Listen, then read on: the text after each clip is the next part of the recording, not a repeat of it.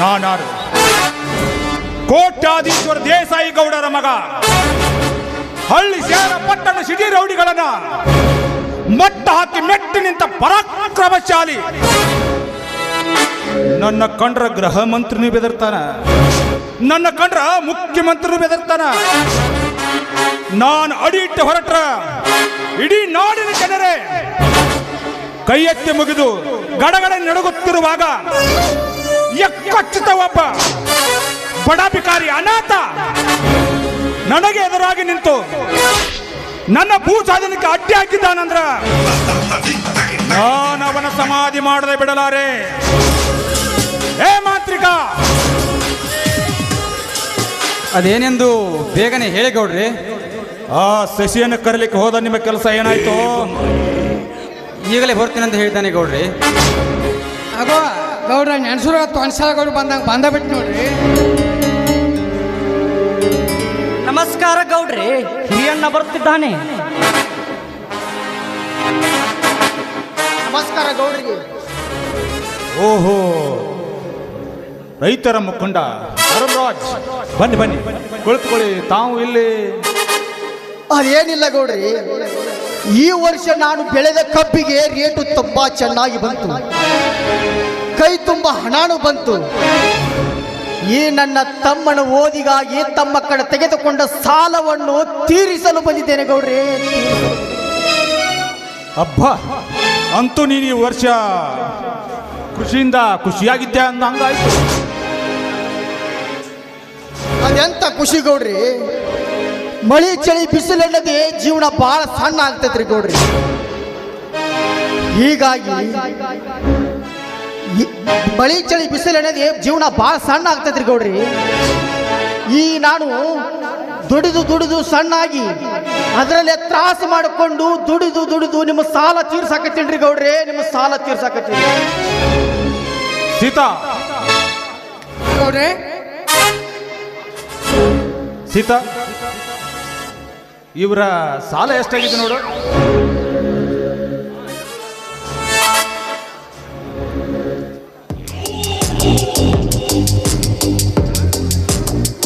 ಗೌಡ್ರ 20 ಲಕ್ಷ. ಒಂದು ಜೀರೋ ಹೆಚ್ಚಾಗೈತ್ರಿ. ಸರಿಯಾಗಿ ಲೆಕ್ಕ ಹಾಕೋ.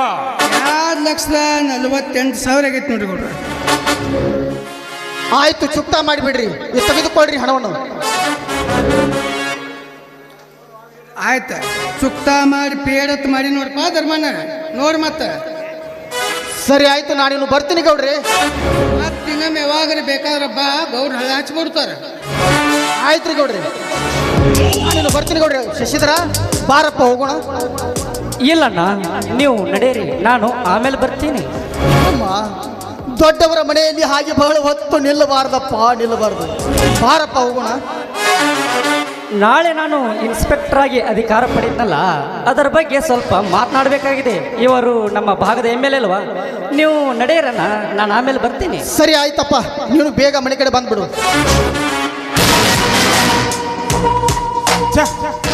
ಏಯ್, ನನ್ನ ಮುಖ್ಯವಾದ ಕೆಲಸಕ್ಕೆ ಇವರಿಬ್ಬರು ಸೇರಿ ಬಂದಾರ್ತ. ನಾನು ಕೇಳಿದ್ರೆ ಏನು ಹೇಗೆ ಏನು ಕೇಳಿದ್ರೆ ಹಾಗೆ ಕಳಿಸಿಬಿಟ್ರಲ್ಲ. ಬರೋದು ಬಂದಾನ, ನಮ್ಮ ಭೂಮಿ ವಿಷಯ ಹೇಳ್ತಾನ, ಇಲ್ಲ ಇವನ್ ಲಗ್ನ ಸಮಾಚಾರ ಕೇಳ್ತಾನಂದ್ರ ಇದೇನಾತು ತಮ್ಮ ನಿನ್ನ ಕೆಲಸ? ಇನ್ನೊಬ್ಬವನು ಶಿವಪೂಜಾ ಕಾಡಿಗೆ ಬಿಟ್ಟಂಗೆ ಒಟ್ಟು ಹೊಲೆ ಮಲೆ ಬರತ್ತಿಪ್ಪ. ಏನು ಅನ್ನೋದು ಪಟ ಪಟ ಒಮ್ಮೆ ಒಟ್ಟ ಹೇಳೇ ಬಿಡ. ಇಲ್ಲ ಅಂದ್ರ ತಮ್ಮ, ಇಲ್ಲ ಅಂದ್ರ ನೀನೇ ನಿಮ್ಮನ್ನ ಕರೆಸಿ ಕ್ಯಾರಿಯಲ್ಲಿ ಹೊಡೆದು ಬುದ್ಧಿ ಹೇಳು. ಆಮೇಲೆ ನನ್ನ ತಂಗಿಯನ್ನು ಮದುವೆ ಆಗ್ಬಿಡು, ಎಲ್ಲ ಓಕೆ ಆಗುತ್ತೆ. ಏನಂತೀಯ? ಇದರ ಬಗ್ಗೆ ನಾವಿಬ್ರು ಸೇರಿ ಆಗ್ಲೇ ಹೇಳಿದ್ದಾಗಿದೆ. ಇವತ್ತೇ ಆ ಸ್ಟ್ರೈಕ್ ಕೊನೆಯಾಗುತ್ತದೆ. ಅದು ಇವತ್ತೇ ಕೊನೆ ಆಗದಿದ್ದರೆ ಅವನ ತಾರೀಕು ನಾವು ಕೊನೆದು ಮಾಡ್ತೀವಿ.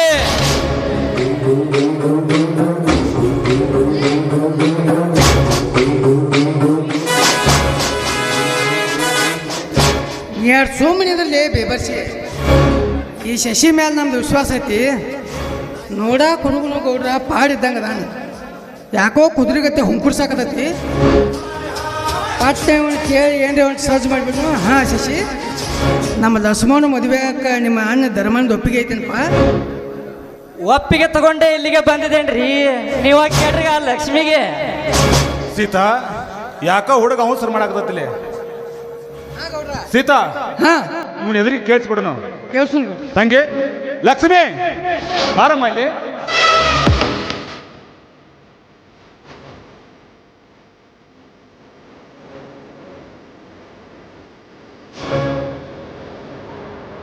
ಯಾಕಂದ್ರೆ ಅರ್ಜೆಂಟಾಗಿ ಕರೆದಿಲ್ಲ, ಏನು ಕೆಲಸ? ಏನಿಲ್ಲಮ್ಮ, ನಿನ್ನ ಮದುವೆ ಆಗೋ ಗಂಡು ನೋಡಿಲೆ. ಇವನನ್ನ ನೋಡಿ ನಾನು ಏನನ್ನ ಮಾಡಲಿ? ಏನಿಲ್ಲಮ್ಮ, ಇಬ್ಬರು ಕೂಡ ಅಂಡಾಡ್ರಲ್ಲಿ ಹೋಗಿ. IPS ಓದಿ ಇನ್ಸ್ಪೆಕ್ಟರ್ ಆಗಿದ್ದಾನೆ ಇವನು, ಮದುವೆ ಆಗ್ಬೇಕು ನೀನು. ಅವನು ಇನ್ಸ್ಪೆಕ್ಟರ್ ಆದ್ರೆ ಇದು ಕಲೆಕ್ಟರ್ ಆದ್ರೆ ನಾನು ಮಾತ್ರ ಇವನ ಮದುವೆ ಆಗೋದಿಲ್ಲ. ಹಂಗಲ್ಲಮ್ಮ, ನೀನ್ ನನ್ನ ಮುದ್ದಿನ ತಂಗಿ ಅಲ್ವಾ? ನಾನು ನಿನಗೆ ಮಲ ತಂಗಿ ಎಂಬುದು ಇಡೀ ಊರಿಗೆನೆ ಗೊತ್ತಿಲ್ಲ. ನೋಡೋಣ, ನಾನು ಮದುವೆ ಆಗೋ ಗಂಡು ಬೇರೆ ಇದ್ದಾನೆ ಅಂದಾಗ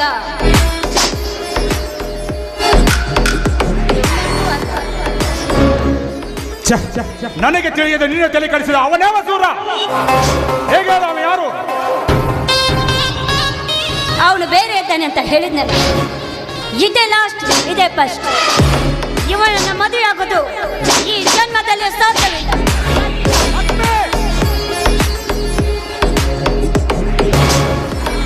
ಏ ಲಕ್ಷ್ಮವ್ವ, ಹುಡುಗಿಗೆ ಏನು ಕಡಿಮೆ ಆಗೈತಿ? 10 ಎಕರೆ ಹೊಲ ಐತಿ, ಕಬ್ಬಿನ ತೋಟ ಐತಿ, ಯಾರು ಕಬ್ಬಿನ ಅಂಗಡಿ ಮಾಡಕ್ಕದ. ನಾವು ಸುಮ್ಮ ಕಾಮಗ ಲಗ್ನ ಆಗಿ ನಮ್ಮ ಬಾಬಮ್ಮಗೆ ಒಂದು ಪತ್ರ ಕೊಡ್ತಾನು, ಸುಮ್ಮ ಮದುವೆ ಆಗೋಣ. ನನಗೆ ತಿಳಿಯದ ನನ್ನ ತಂಗಿ ಕಲಿ ಕಾಡಿಸಿದ ಅವನ್ಯಾವ ಬಡಕೊಂಡೆ? ಏ ಮಾಂತ್ರಿಕ,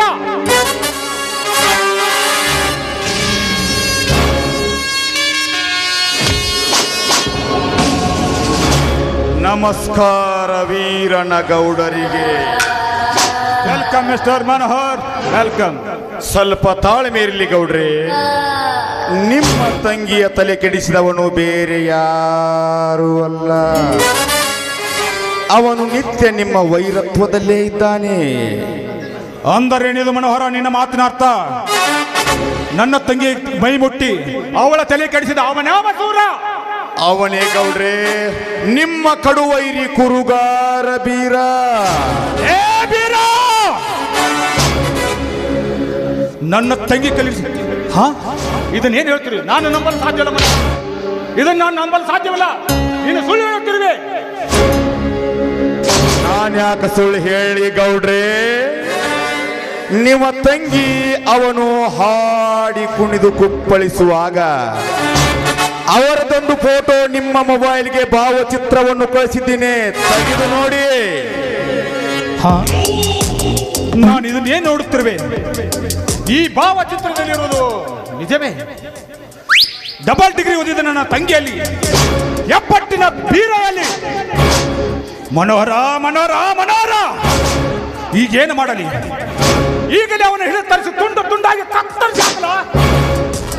ಇಲ್ಲ, ಅವರ ಮನೆಗೆ ಬೆಂಕಿ ಹಿಡಿದಿಲ್ಲ. ಏನು ಮಾಡಲಿ?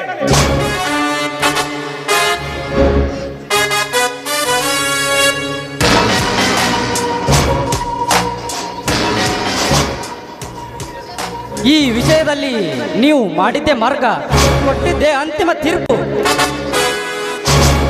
ಆಯುಷ್ಯದ ಅವಧಿ ಮುಗಿದಿರೋ ಅವನಿಗೆ ಇನ್ನು ಸಮಯ ಬೇಡ ಗೌಡ್ರೆ. ತಾಳ್ಮೆ ಎಂಬುದು ತಪ್ಪಿ ನಿಮ್ಮ ಬಾಳ ಬಳ್ಳಿ ಹರಿದು ಹೋಗುತ್ತಿರುವಾಗ ಇನ್ನು ತಡ ಮಾಡಬೇಡಿ, ನನಗೆ ಅಪ್ಪಣೆ ಮಾಡಿಬಿಡಿ. ಅಂದ್ರ ಅವನ ಕತೆ ಮುಗಿಸಿ ಶಶಿಗೆ ತಿಥಿ ಮಾಡ್ಕೊಂತ ಹೇಳ್ಬಿಡ್ನು. ಸೀತಾಪತಿ, ಅವಸರದಲ್ಲಿ ಆ ವಿಷಯಕ್ಕೆ ಕೈ ಹಾಕಿ ಅವಸಾನವನ್ನು ತಂದುಕೊಳ್ಳಬೇಡಿ.